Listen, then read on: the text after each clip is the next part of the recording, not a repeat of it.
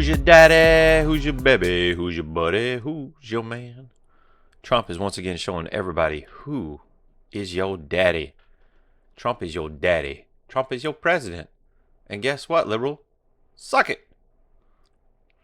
So, Trump got nominated again for the Nobel Peace Prize, which is awesome, hilarious, and frankly, he deserves it. And for those leftists that are out there blowing their gasket right now, no, he didn't put any boots on the ground. He has stopped a potential war. People on the right, including Tucker Carlson, Marjorie Taylor Greene, Bannon, all Dave Smith. Of course, Dave Smith is, I don't want to even get into him. I like him, but at the same time, there's a lot of hypocritical things he goes into.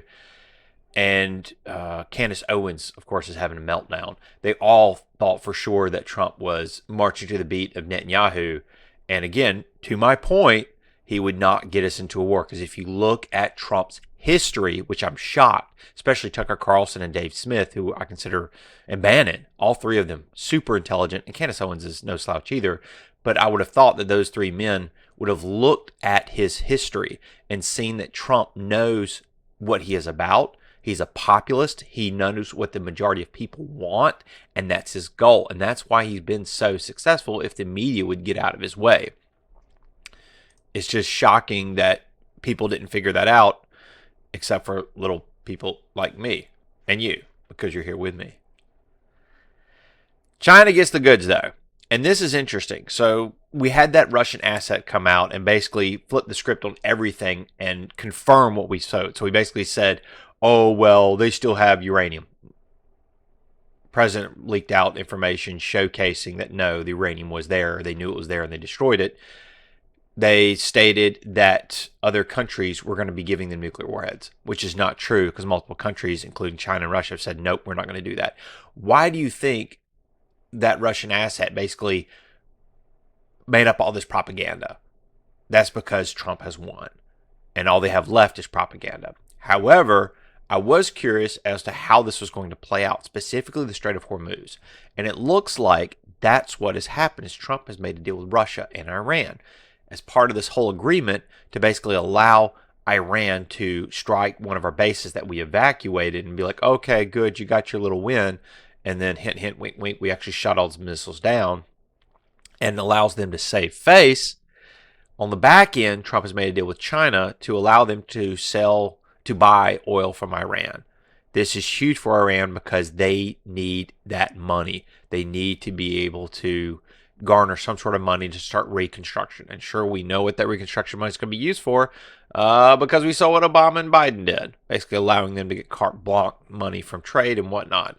However, in this case, Trump had to make a deal with China to allow them to start buying oil, and that's not great, but it is what it is.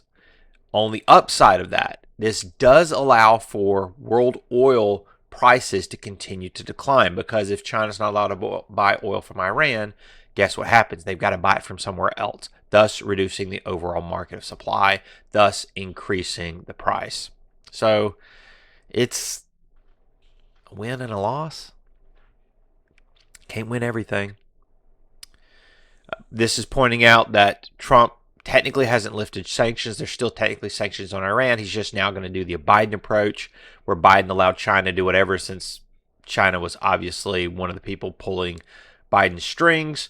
Trump has now stated, okay, China, you can now buy oil from Iran and we're not going to enforce the sanctions on Iran and thus allowing them to continue to buy. Israel.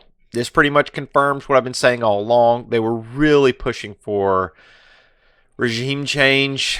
It has now come out that, again, Israel confirmed Mossad was on site. Mossad was in country in Iran. Mossad was the people on the ground working hard like our spec ops do to basically laze targets and determine where the bombs need to strike to cause the most damage. Locations of Iranian ballistic missiles and anti-air systems to the Israeli government. It's become clear that Israel has engaged in massive spying and espionage campaign to pave the way for Operation Rising Lion, which is intent to destroying Iran's nuclear energy program. possibly even accomplishing regime change. Here goes why they say that. Washington Post reports. Israeli intelligence operatives launched a covert campaign to intimidate senior officials with apparent aim of dividing and destabilizing Tehran's theocratic regime. Called senior Iranian officials on their cell phones and warned them that they too would die unless they ceased supporting the Ayatollah. Again, they created that power vacuum. They're now trying to segment the people with power who will remain in Iran to create a vacuum and therefore cause infighting. Your number one man here called that out. Mouthy called that at the beginning. I can advise you now, this is what they told these senior officials on recording. I can advise you now, you have 12 hours to escape with your wife and child. Otherwise, you're on the list right now. We're closer to you than your own neck vein. Put this in your head. May God protect you. Ooh, cold. Sounds like something the CIA would say. I don't think Israel accomplished what they wanted to accomplish. I still wouldn't put it past them to try to assassinate the Ayatollah. But we've seen from leaks from Trump's own internal White House staff that Trump has put a kibosh on Israelis trying to kill the Ayatollah. Again, my view is that if you kill the Ayatollah, it galvanizes the entire country against you. That's the spiritual leader. That's who they're looking to. Leave him alone. We don't like him. He's horrible. He hates America. He's made that plainly clear. Death to America, death to America. But at this point, if you kill him in front of everybody, what do you think they're going to do? They're going to then want you dead because you killed their spiritual leader. I could say other stuff about that, but we'll continue on. Ruh-roh. This is fantastic. The President of the United States has planetary authority over declassifying documents, including stating whether or not somebody can testify. Guess what Trump did for Biden's White House staff? He said you could testify regarding his mental health. That's fantastic. And this gets back to her. Her's report came out in early 2024, basically stating that Biden, he was not fit to be president. His cognitive abilities were so declined that he cannot be put on trial. He was that mentally deficient. At that point, he should have been ousted as the President of the United States on the 25th Amendment, but he was not. He should have been. He wasn't. So what does that mean for every decision that was made since the Her report came out? And I point to the fact that since he was not cognitively cognizant to be able to make those decisions, all those decisions, at least executive orders, are null and void. On the flip side of this, the other question is, well, how long before Her's report came out can we say with a definitive point that he was mentally deficient? A lot of us are saying in 2020. I agree with that. However, you have to have some sort of litmus, and who better than people on the inside to say, hey, he was getting lost in his bathroom. Well, when was that? Well, it was in 2023 in September. Okay, now we can move the goalpost back to 2023 December because that's when we know that he was getting lost in his own bathroom, probably throwing feces around like a monkey. Ex-White House Staff Secretary and Director of Domestic Policy, Counsel Neera Tanden, was told that executive privilege is not justified in her testimony on Tuesday for a congressional investigation into former Joe Biden's mental state, whether he authorized the use of autopin signatures for major executive orders. Gary Lukowski, the deputy counsel of President Donald Trump, wrote to Tanden on the same day she appeared for the GOP Oversight Committee for a closed-door interview.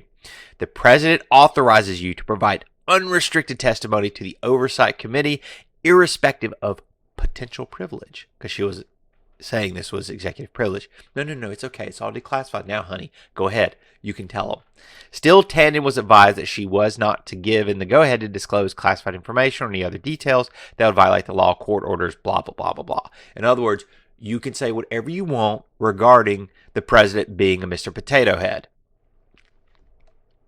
Tanden is one of several top former staffers in the Biden's White House who are scheduled to speak with the House Oversight Committee over the next several weeks. And this is a closed-door session, which I am sad to see.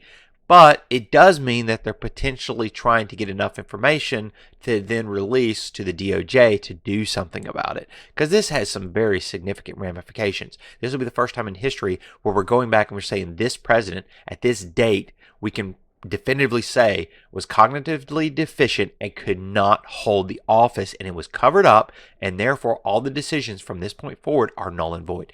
That is insane, guys. And that is what the Democratic Party has supported. Liberals, for those with souls left, you need to get out. Anthony Bernal. So this is one of the head leaders of the fiefdom that was part of the First Lady staff. So remember, you've got the Biden staff that were holdovers from Obama fighting off with the First Lady and Biden's like little fiefdom, really the First Lady's fiefdom, and Bernal, he was the main man that was heading that up. So those were the two power struggles going on internally for who to do what, when, and why. The people really running the stuff.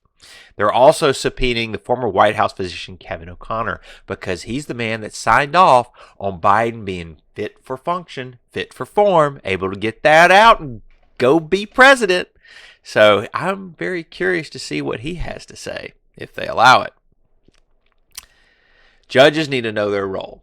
So those that are aware with the decisions going on in the U.S. right now, you know, district judges have completely lost it. They are making bench law left and right and basically literally being the executive branch. They're executing on things they have no business doing. 3 branches of government, guys.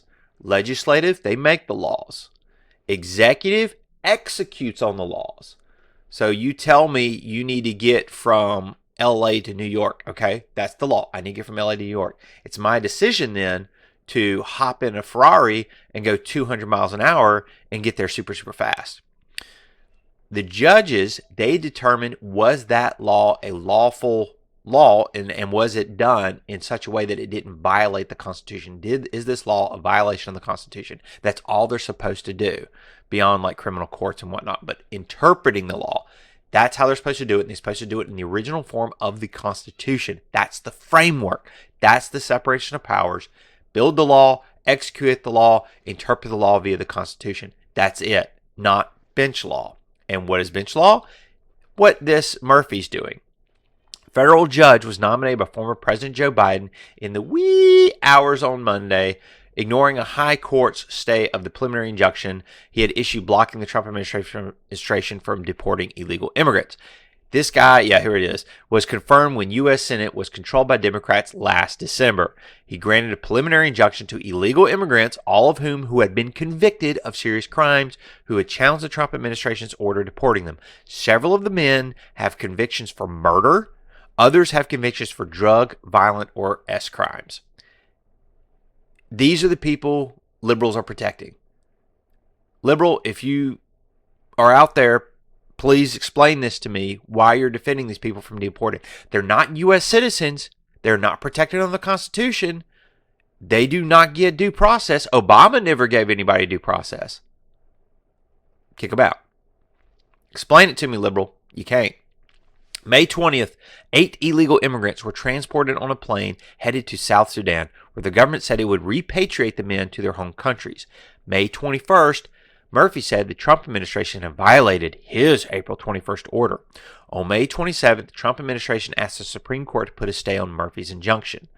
June 23rd, took them long enough, Supreme Court ruled 6-3 that the Trump administration could deport illegal aliens convicted of violent crimes to third countries.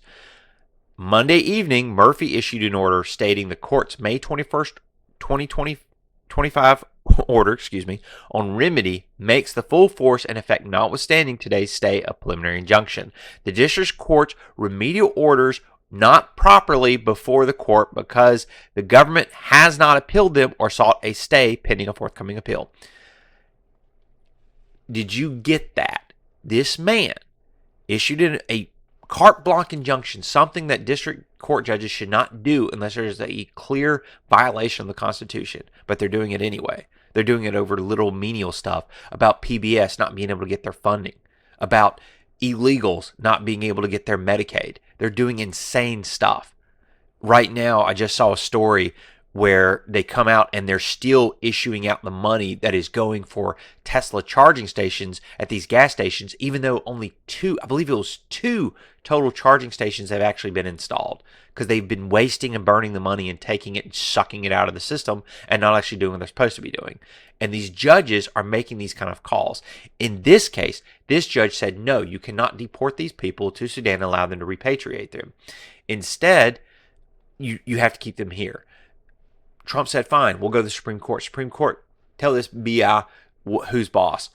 Supreme Court's like, yeah, you can't really do that. Then this man goes above the Supreme Court and says, well, you didn't go the way that it needed to go, and technically this wasn't ruled on the merits or ruled specifically on it by the Supreme Court, so their injunction on my injunction is invalid.